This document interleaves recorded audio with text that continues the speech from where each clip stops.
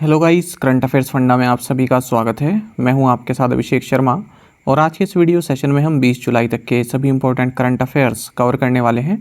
हमेशा की तरह आप इस वीडियो को अंत तक जरूर देखिएगा, आज भी आपको काफ़ी कुछ जानने के लिए मिलेगा। साथ ही गाइस, इस सेशन को शुरू करने से पहले आप सभी को बताना चाहूँगा, यदि आप हमारे daily current affairs PDF, weekly PDF, monthly PDF और हर महीने के banking and economic awareness PDF चाहते हैं तो करंट अफेयर्स फंडा का 1 ईयर मेंबरशिप प्लान आप ज्वाइन कर सकते हैं, जिसका लिंक आपको वीडियो के डिस्क्रिप्शन में या फिर फर्स्ट कमेंट में मिल जाएगा। आपको बता दें, इस 1 ईयर मेंबरशिप प्लान के तहत जितना भी हमारा PDF कंटेंट है वो हम आपको 1 साल तक प्रोवाइड कराते हैं, जिसे आप डाउनलोड कर सकते हैं, प्रिंट आउट भी निकलवा सकते हैं। इसके लिए चाहे तो आप करंट अफेयर्स फंडा ऐप को यूज़ कर सकते हैं या फिर अपने लैपटॉप या सिस्टम की मदद से वेब लॉगिन भी कर सकते हैं। आपको बता दें, कोई भी आपका एग्ज़ाम हो, बैंकिंग, SSC, रेलवे या फिर स्टेट PCS, जहाँ पर भी जनरल अवेयरनेस या करंट अफेयर्स पूछे जाते हैं, सभी एग्ज़ाम्स के लिए हमारा ये PDF कंटेंट काफ़ी यूज़फुल है। तो कोई भी अगर आपका डाउट है हमारे इस PDF कोर्स से संबंधित तो आप कमेंट बॉक्स में अवश्य लिखिएगा। चलिए फिर करते हैं शुरुआत इस वीडियो सेशन की। हमेशा की तरह सबसे पहले आज का क्वेश्चन देखेंगे, इसका आंसर आपको अभी कमेंट बॉक्स में करना है। In which year did the right to information act come into force? सूचना का अधिकार अधिनियम किस वर्ष लागू हुआ? ऑप्शंस देख लेते हैं। 2005, 2003, 2002 या फिर 2010। जल्दी से आंसर कर दीजिए, फिर हम आगे बढ़ेंगे। और इसी तरह क्वेश्चन यदि आप प्रैक्टिस करना चाहते हैं तो करंट अफेयर्स फंडा को टेलीग्राम पर जरूर ज्वाइन कर लीजिए। करंट अफेयर्स फंडा नाम से हमारा टेलीग्राम चैनल है। यहाँ पर आपको डेली करंट अफेयर्स और स्टैटिक्स से संबंधित क्विज देखने के लिए मिल जाते हैं।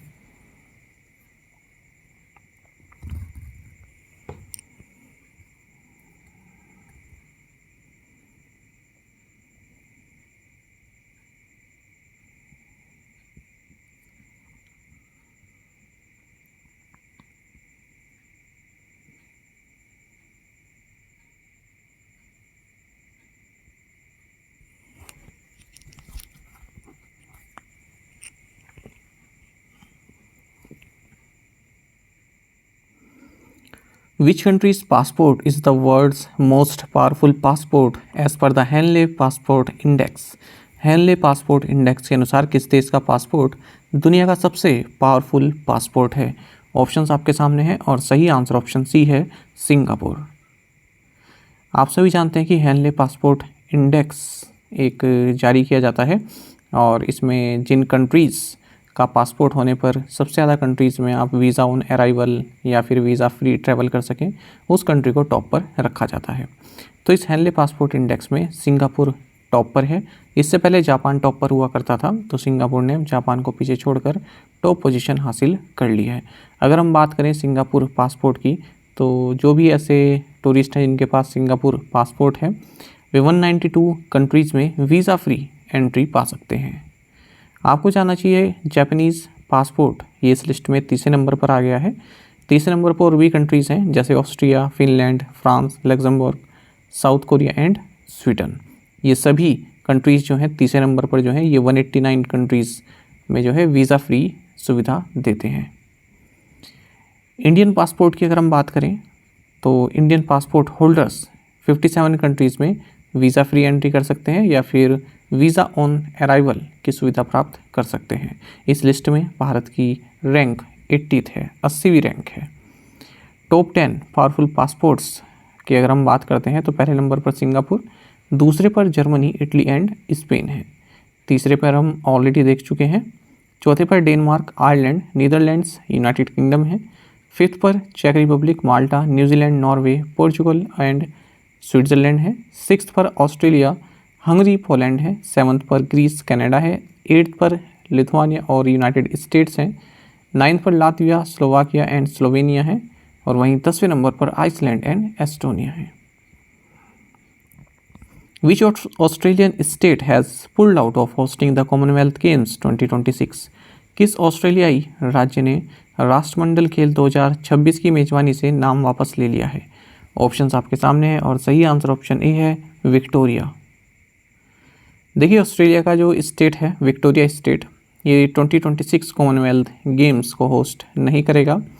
ऐसा बताया गया है कि जो होस्ट करने का जो पूरा प्रोजेक्ट है उसकी जो कॉस्ट है वो बजट से ज़्यादा आ रही है, तो इसलिए इसने अपने हाथ पीछे खींच लिए हैं। कॉमनवेल्थ गेम्स की अगर हम बात करें तो ये एक क्वाड्रेनियल इंटरनेशनल मल्टी स्पोर्ट इवेंट है, यानी कि 4 साल में एक बार होने वाला स्पोर्टिंग इवेंट है जिसमें कॉमनवेल्थ ऑफ नेशंस के जो एथलीट्स हैं वो पार्टिसिपेट करते हैं। सबसे पहली बार ये 1930 में खेला गया था। 1942 और 1946 को छोड़ दें तो हर चौथे साल ये इवेंट ऑर्गेनाइज होता है। कहा जा रहा है कि जो गुजरात है या अहमदाबाद है वो इसको होस्ट करने का बिड कर सकता है। मोस्ट रिसेंट कॉमनवेल्थ गेम्स जो है ये बर्मिंघम में खेले गए 28 जुलाई से 8 अगस्त 2022 के बीच में। तो 22वें कॉमनवेल्थ गेम्स थे ये। Which Indian shuttler has set Guinness world record for fastest badminton smash? किस भारतीय शटलर ने सबसे तेज बैडमिंटन स्मैश का गिनीज वर्ल्ड रिकॉर्ड बनाया है? ऑप्शंस आपके सामने है। सही आंसर ऑप्शन डी है, सात्विक साईराज रांकीरेड्डी। देखिए इंडियन शटलर हैं, काफ़ी बार आपने इनका नाम भी सुना होगा, डबल्स खिताब जीत चुके हैं, सात्विक साईराज रांकीरेड्डी। इन्होंने गिनीज वर्ल्ड रिकॉर्ड अपने नाम किया है क्योंकि इन्होंने फास्टेस्ट स्मैश हाल ही में स्ट्राइक की है। जो ऑनगोइंग कोरिया ओपन 2023 चल रहा है उस दौरान इन्होंने ये रिकॉर्ड बनाया है। आपको बता दें इससे पहले ये रिकॉर्ड मई 2013 में बनाया गया था मलेशियन शटलर टेन बूंग हियोंग के द्वारा, जिन्होंने 493 किलोमीटर पर आवर की जो स्मैश है वो हिट की थी। अब अगर हम सात्विक साईराज रेड्डी की बात करें, रांकीरेड्डी की बात करें, तो इन्होंने 72 किलोमीटर पर आवर और ज़्यादा स्पीड की है अगर हम मलेशियन शटलर से बात करें, और इनकी स्मैश की स्पीड रही 565 किलोमीटर पर आवर। ठीक है, तो काफ़ी बड़े अंतर से इन्होंने पिछला रिकॉर्ड तोड़ा है। When is the international moon day celebrated? अंतर्राष्ट्रीय चंद्र दिवस कब मनाया जाता है? सही आंसर ऑप्शन डी है, जुलाई 20। देखिए यूनाइटेड नेशन जनरल असेंबली ने इंटरनेशनल मून डे डिक्लेयर किया हुआ है कि 20 जुलाई को मनाया जाएगा, यानी कि ये एक United Nations designated international day है जो हर साल ऑब्जर्व किया जाता है। साल 2021 में यूनाइटेड नेशंस ने एक रेजोल्यूशन पास किया था, international cooperation in peaceful uses of outer space, तो उसी दौरान ये इंटरनेशनल मून डे डिक्लेयर किया गया।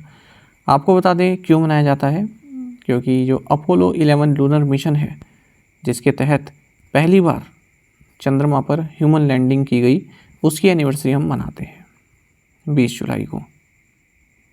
बाकी आपको जानना चाहिए कि 10 अक्टूबर 1967 को मैग्ना कार्टा ऑफ स्पेस, याद रखिएगा कि किस ट्रीटी को या किस संधि को मैग्ना कार्टा ऑफ स्पेस बोलते हैं, तो इसका नाम है treaty on principles governing the activities of states in the exploration and use of outer space. तो ये साइन की गई थी 10 अक्टूबर 1967 को। बाकी आपको ये भी जानना चाहिए कि United Nations office for outer space affairs, United Nations office है जो कि आउटर स्पेस के पीसफुल यूज़ को प्रमोट करता है। साथ ही आपको ये भी जानना चाहिए कि 20 जुलाई को ही वर्ल्ड चेस डे भी सेलिब्रेट किया जाता है। ADB यानी कि Asian Development Bank has retained India's growth forecast for the current financial year at what %? ADB ने चालू वित्त वर्ष के लिए भारत की वृद्धि दर का अनुमान कितने प्रतिशत पर बरकरार रखा है? ऑप्शंस आपके सामने है। सही आंसर ऑप्शन बी है, 6.4%। देखिए एशियन डेवलपमेंट बैंक ने इंडिया की जो इकोनॉमिक ग्रोथ फोरकास्ट है करंट फाइनेंशियल ईयर के लिए 23-24 के लिए, इसको 6.4% रखा है। वहीं नेक्स्ट फाइनेंशियल ईयर के लिए 6.7% बताया है। आपको जानना चाहिए कि रिजर्व बैंक ऑफ इंडिया की जो मॉनेटरी पॉलिसी कमेटी है इसने 2023-24 के लिए करंट फाइनेंशियल ईयर के लिए 6.5% जीडीपी ग्रोथ प्रोजेक्ट की हुई है। रियल जीडीपी ग्रोथ जो 2022-23 फिस्कल की रही, जो कि एंड हुआ मार्च 2023 में, इसमें हमने जो जीडीपी ग्रोथ है 7.2% दर्ज की है। साथ ही आपको जानना चाहिए हाल ही में कि फिच रेटिंग्स ने भी अपनी फोरकास्ट दी है भारत की इकोनॉमिक ग्रोथ से संबंधित। इन्होंने बताया कि करंट फिस्कल ईयर में 2023-24 में भारत की जो इकोनॉमिक ग्रोथ है ये 6.3% रहेगी। इससे पहले इन्होंने 6% बताया था। वहीं वर्ल्ड बैंक ने इंडिया की जो जीडीपी ग्रोथ फोरकास्ट है ये 6.3% बताई है इस फिस्कल ईयर के लिए। The Reserve Bank of India has cancelled the licence of which state based United India Cooperative Bank Limited? भारतीय रिजर्व बैंक ने किस राज्य स्थित United India Cooperative Bank Limited का लाइसेंस रद्द कर दिया है? ऑप्शंस आपके सामने है। सही आंसर ऑप्शन सी है, उत्तर प्रदेश। देखिए रिजर्व बैंक ऑफ इंडिया ने नगीना बिजनौर उत्तर प्रदेश स्थित United India Cooperative Bank Limited का लाइसेंस रद्द कर दिया है। बाकी नेक्स्ट तो आप जानते ही हैं, लिक्विडेशन होने पर जो भी डिपॉजिटर हैं उनको उनका पैसा वापस मिल जाएगा यदि उसकी सीमा 5 लाख रुपए तक की है ना। तो ये DICGC द्वारा ये दिया जाता है, DICGC एक्ट 1961 के तहत। Which bank will set up a new trustee company for managing corporate debt market development fund CDMDF? कौन सा बैंक कॉरपोरेट ऋण बाजार विकास नीति के प्रबंधन के लिए एक नई ट्रस्टी कंपनी स्थापित करेगा? ऑप्शंस आपके सामने। सही आंसर ऑप्शन ए है, स्टेट बैंक ऑफ इंडिया। आपको जानना चाहिए कि स्टेट बैंक ऑफ इंडिया एक न्यू ट्रस्टी कंपनी सेट करेगा जो कि इसकी होली ओन्ड सब्सिडरी होगा। किस लिए सेट करेगा? Corporate debt market development fund के मैनेजमेंट के लिए। आपको बता दें, जो भी investment grade corporate debt securities हैं उनको परचेज किया जाता है तो उसके लिए एक बैकस्टॉप फैसिलिटी की तरह ये एक्ट करेगा, ताकि जो पार्टिसिपेंट्स हैं इस तरह के सिक्योरिटीज़ जो परचेज़ करने के लिए जो पार्टिसिपेंट होते हैं तो उनमें कॉन्फिडेंस इंस्टिल किया जा सके कि यदि स्ट्रेस का टाइम भी आए तो उन्हें चिंता करने की कोई बात नहीं है। SBI फंड्स मैनेजमेंट लिमिटेड ये एक एसेट मैनेजमेंट कंपनी है SBI म्यूचुअल फंड की। ये इस corporate debt market development fund CDMDF की इन्वेस्टमेंट मैनेजर कम स्पॉन्सर रहने वाली है। आपको बता दें, स्टेट बैंक ऑफ इंडिया के 62.53% स्टेक हैं इस SBI फंड्स मैनेजमेंट लिमिटेड में। साथ ही एक और न्यूज़ SBI से संबंधित है कि रजय कुमार सिन्हा, इन्हें SBI कैपिटल मार्केट्स लिमिटेड का जो है चीफ बनाया गया है। ठीक है, ये आप याद रखिएगा। Who has been appointed as the managing director of Michelin's Indian operations? Michelin के भारतीय परिचालन के प्रबंध निदेशक के रूप में किसे नियुक्त किया गया है? सही आंसर ऑप्शन डी है, शांतनु देशपांडे। देखिए, टायर कंपनी है मिशेलिन, इसने शांतनु देशपांडे को अपना मैनेजिंग डायरेक्टर नियुक्त किया है इंडियन ऑपरेशंस के लिए। आपको जानना चाहिए, मिशेलिन एक French multinational tyre manufacturing company है। ये सेकंड लार्जेस्ट टायर मैन्युफैक्चरर है वर्ल्ड में बिहाइंड ब्रिजस्टोन। काफ़ी अच्छे टायर इसके रहते हैं। Who will chair the panel formed by the Union Government to review all surveys conducted under NSO? NSO के तहत किए गए सभी सर्वेक्षणों की समीक्षा के लिए केंद्र सरकार द्वारा गठित पैनल की अध्यक्षता कौन करेगा? सही आंसर ऑप्शन सी है, प्रणब सेन। देखिए, यूनियन गवर्नमेंट ने एक कमेटी स्थापित की है जिसका नाम है स्टैंडिंग कमेटी ऑन स्टैटिस्टिक्स। इसी तरह की कमेटी एक 2019 के अंत में भी सेटअप की गई थी, उसका नाम था standing committee on economic statistics. तो उसको रिप्लेस करते हुए अब ये कमेटी बनाई है स्टैंडिंग कमेटी ऑन स्टैटिस्टिक्स। तो इसका कार्य ये रहने वाला है कि जो भी इकोनॉमिक इंडिकेटर्स हैं, इंडस्ट्रियल सेक्टर संबंधित, सर्विस सेक्टर संबंधित, लेबर फोर्स स्टैटिस्टिक्स से संबंधित, उन सभी का जो है रिव्यू किया जाए, उन सभी को एग्जामिन किया जाए, फिर जो रिपोर्ट है वो गवर्नमेंट ऑफ इंडिया को सौंपी जाए। तो प्रणब सेन ये इंडिया के फर्स्ट चीफ स्टैटिस्टिशियन रहे हैं, फॉर्मर चेयरमैन रहे हैं नेशनल स्टैटिस्टिकल कमीशन के। ये इस कमेटी की अध्यक्षता करेंगे। आपको बता दें, इस कमेटी में 10 ऑफिशियल मेंबर्स रहने वाले हैं, 4 नॉन ऑफिशियल मेंबर्स रहने वाले हैं। Who has been appointed as the first woman governor of reserve Bank of Australia? Reserve Bank of Australia की पहली महिला गवर्नर के रूप में किसे नियुक्त किया गया है? सही आंसर ऑप्शन सी है, मिशेल बुलक। देखिए, ऑस्ट्रेलिया का जो सेंट्रल बैंक है यानी कि रिजर्व बैंक ऑफ ऑस्ट्रेलिया, इसकी स्थापना 1960 में हुई थी और तब से अब तक कोई भी महिला इसकी चीफ नहीं बनी है और अब ये काम भी पूरा हो चुका है। मिशेल बुलक ये रिजर्व बैंक ऑफ ऑस्ट्रेलिया की गवर्नर बनाई गई हैं और ये फिलिप लो को सक्सीड कर रही हैं। Which platform has created India's first health insurance marketplace focused on monthly payments? किस प्लेटफॉर्म ने मासिक भुगतान पर केंद्रित भारत का पहला स्वास्थ्य बीमा मार्केट पेश किया है? सही आंसर ऑप्शन बी है, फोन पे। वॉलमार्ट ओन्ड या Walmart backed fintech firm phone पे, इसकी सब्सिडरी है फोन पे इंश्योरेंस ब्रोकिंग सर्विसेज। इन्होंने अनाउंस किया है कि हमने एक हेल्थ इंश्योरेंस प्लान्स जो है लॉन्च किए हैं, हमने हेल्थ इंश्योरेंस प्लान्स लॉन्च किए हैं जिनमें आप मंथली सब्सक्रिप्शंस ले सकते हैं। तो ऐसा पहली बार भारत में हुआ है कि जो इंश्योरेंस प्लान्स हैं उनके लिए जो आपको सब्सक्रिप्शन देना पड़ता है वो मंथली भी आप पे कर सकते हैं अपने UPI के थ्रू। तो जो वन टाइम पेमेंट्स आपको देना पड़ता है पूरे साल का, तो उस बर्डन से बच सकते हैं। The health insurance plans in partnership with leading insurers are introducing UPI monthly mode of payment. तो जो किस्त है वो मंथली रूप से दे सकते हैं। India and which country jointly launched a call for proposals on critical and emerging technology. Bharat और किस देश ने संयुक्त रूप से क्रिटिकल और इमर्जिंग टेक्नोलॉजी के लिए कॉल फॉर प्रपोजल लॉन्च किया है? सही आंसर ऑप्शन ए है यूएसए। देखिए, इंडिया एंड यूनाइटेड स्टेट्स ने हाल ही में एक एमओयू आप कह सकते हैं साइन किया है। किससे संबंधित है? कि हम लोग मिलकर critical and emerging technology, quantum technologies and artificial intelligence for transforming lifes, इस पर कार्य करेंगे। आपको बता दें, जो Indo US science and technology forum है और जो सेक्रेटेरिएट है USISTEF का, इन्होंने मिलकर इस प्रोग्राम को डिज़ाइन किया है। इसका मकसद क्या है? It aims to foster technology innovation and entrepreneurship in commercially viable and socially relevant areas. Which company has recently secured orders worth ₹800 crore from the Indian army. हाल ही में किस कंपनी ने भारतीय सेना से 800 करोड़ रुपए का ऑर्डर हासिल किया है? सही आंसर ऑप्शन सी है अशोक लीलैंड। देखिए, commercial vehicle maker Ashok Leyland, इससे इंडियन आर्मी से 800 करोड़ रुपए का ऑर्डर एक प्राप्त हुआ है। इसमें जो है कई सारी जो है इक्विपमेंट्स या फिर व्हीकल्स जो है प्रोवाइड कराए जाएंगे इंडियन आर्मी को अशोक लीलैंड के द्वारा, जिनमें से कि मुख्य ये भी हैं फील्ड आर्टिलरी ट्रैक्टर और गन टोइंग व्हीकल।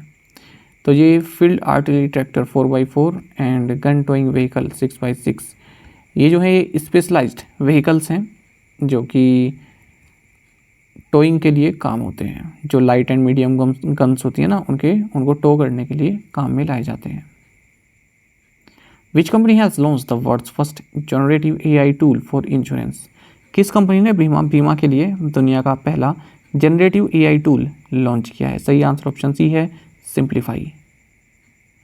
देखिए, सिंप्लीफाई जो कि AI ऑटोमेशन सॉल्यूशंस प्रोवाइडर है, इसने सिंप्लीफाई इंश्योरेंस GPT, जो कि वर्ल्ड का first custom built GPI tool है, इसे लॉन्च किया है।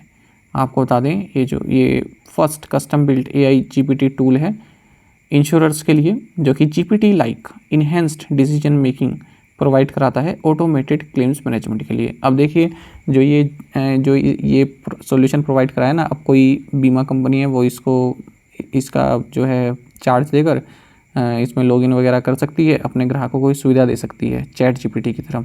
इसमें क्या है, किसी को क्लेम करना है तो जो भी इसकी क्वेरी हो या फिर कुछ भी हो, तो वो अपना वहाँ पर चैट की तरह टाइप करेगा और अपने आप ही रिस्पॉन्स बनता चलेगा, जैसे चैट GPT में बनता चला जाता है ना।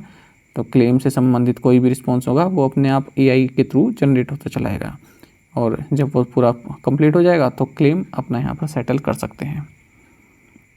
एक तरह का चैटबॉट जैसे होते हैं।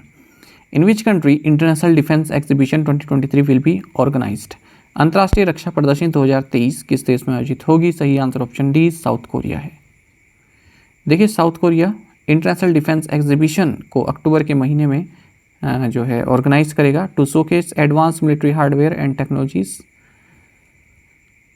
6 डे का ये international aerospace and defence exhibition चलने वाला है और 17 अक्टूबर को ये किक ऑफ होगा। किक ऑफ का मतलब शुरुआत होगी इसकी सियोल एयरबेस सियोंगनम में। तो इसमें 550 कंपनीज फ्रॉम 35 कंट्रीज पार्टिसिपेट करने वाली है। Nokia has partnered with telecom sector skill council to establish 5G skill development centre of excellence in which state. Nokia ने किस राज्य में 5G कौशल विकास उत्कृष्टता केंद्र स्थापित करने के लिए TSSC के साथ साझेदारी की है? सही आंसर ऑप्शन ए गुजरात है। देखिए, नोकिया ने अपना कॉर्पोरेट सोशल रिस्पॉन्सिबिलिटी जो CSR होता है उसको एक्सपेंड किया है। गुजरात में जो इसका ये CSR चल रहा है उसको एक्सपेंड किया है ना। यानी कि आप किसी राज्य में जो है गुडविल के लिए आप पैसा खर्च कर रहे हैं अपने प्रॉफिट में से, तो गुजरात में कर रही है ये। तो इसके लिए Nokia centre of excellence in skill development, इसने टेलीकॉम सेक्टर स्किल काउंसिल और कौशल्य the skill university Ahmedabad Gujarat के साथ एक कोलेब्रेशन किया है। तो स्किल डेवलपमेंट से संबंधित है ये। Which zone beat west zone in the final to win Duleep trophy 2023। किस जोन ने फाइनल में वेस्ट जोन को हराकर दिलीप ट्रॉफी 2023 जीती है? ऑप्शंस आपके सामने हैं, सही आंसर ऑप्शन सी है, साउथ जोन। देखिए जितनी भी ये ट्रॉफीज़ होती है ना, ईरानी ट्रॉफी हो गया, दिलीप ट्रॉफी हो गया और रणजी ट्रॉफी हो गया, एक लिस्ट इनकी भी बना लिया करो आप पूरे साल की ना। जैसे अब हम मिड ईयर में पहुंच गए, हाफ ईयर हो गया है, तो अब तक जो भी इस तरह की ट्रॉफ़ी हुई हैं या फिर जो पिछले साल के एंड में ट्रॉफ़ी हुई हैं नवंबर दिसंबर में, इस तरह से क्रिकेट से संबंधित। और दूसरी चीज़, जो ग्रैंड स्लैम टाइटल्स हुए हैं जनवरी से लेकर अब तक, उनको एक साथ लिख लिया करो, उससे कन्फ्यूजन कम होता है। और ये क्वेश्चन ऐसे हैं जिनकी हाई प्रोबेबिलिटी रहती है एग्जाम में पूछे जाने की। ईरानी ट्रॉफ़ी हो गया, दिलीप ट्रॉफ़ी हो गया, रणजी ट्रॉफ़ी हो गया, थोड़ा कन्फ्यूजिंग रहता है ना कि किस टीम ने किसको हराया, तो इनको एक साथ लेकर चला कीजिए। ऐसे ही जो ग्रैंड स्लैम टाइटल होते हैं इनको भी एक साथ लिखा कीजिए कि किसने किसको हराया। सिंगल्स में तो आपको ये याद रहना ही चाहिए कि किसने किसको हराया, सिंगल्स, चाहे वो मेन सिंगल्स हो या वीमेन सिंगल्स हो। डबल्स टाइटल में आपको ये देखने की ज़रूरत नहीं है। खैर इस क्वेश्चन की बात करते हैं, तो साउथ जोन ने फाइनल में वेस्ट जोन को हराकर दिलीप ट्रॉफी 2023 जीती है। देखिए साउथ जोन ने वेस्ट जोन को 75 रन से हराकर दिलीप ट्रॉफी 2023 जीत ली है। ये final M Chinnaswamy stadium Bengaluru में हुआ। ये साउथ जोन का 14th टाइटल रहा है। अब जब ये टूर्नामेंट खत्म हुआ तो क्या क्या अवार्ड्स मिले? Player of the series Vidwath Kaverappa को मिला साउथ जोन से। Most runs Prabhsimran Singh को दिया गया है north zone. Most wicket Saurabh Kumar. Player of the final Vidwath Kaverappa. आपको बता दीजिए 2023 की दुलीप ट्रॉफी है, ये 60th एडिशन रहा है दुलीप ट्रॉफी का, जो कि domestic first class cricket competition है भारत में खेले जाने वाला। 28 जून से 16 जुलाई 2023 तक ये टूर्नामेंट खेला गया है। साउथ जोन के कैप्टन हनुमा विहारी हैं, यानी कि जो विनिंग टीम है उसके कैप्टन, और ईस्ट जोन के कैप्टन प्रियांक पांचाल हैं, जो रनर अप टीम रही है। प्रीवियस असाइनमेंट क्वेश्चंस के आंसर हम देखेंगे। World paper bag day is celebrated on which day? Answer is 12 जुलाई। Mohammed Shia al Sudani is the prime minister of which country? Iraq.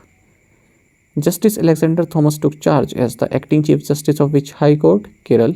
International conference on green hydrogen commenced in which city? Delhi. Dr. T.V. Nagendra Prasad appointed as the next ambassador of India to which country? Answer is Kazakhstan.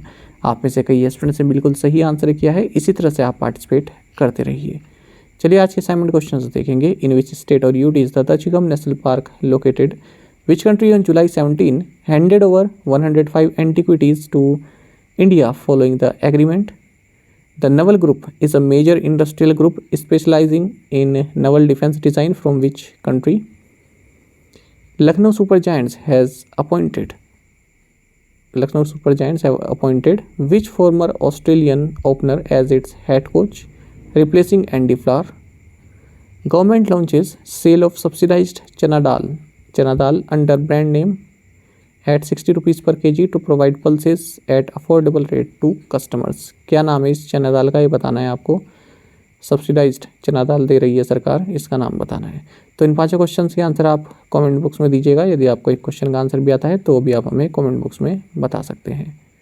साथ ही current affairs funda को आप Telegram पर भी join कर सकते हैं। यहाँ पर रेगुलर वीडियो अपडेट्स और करंट क्विजेस हम आप सभी के लिए डालते रहते हैं। साथ ही डिस्कशन ग्रुप में आप किसी भी क्वेश्चन का सोल्यूशन पा सकते हैं। दोस्तों हमारे करंट अफेयर्स की प्लेलिस्ट दी गई है, इसको आप ज़रूर देखें। अपने दोस्तों के साथ, फेलो स्टूडेंट के साथ हमारे करंट अफेयर्स को शेयर आप ज़रूर करें।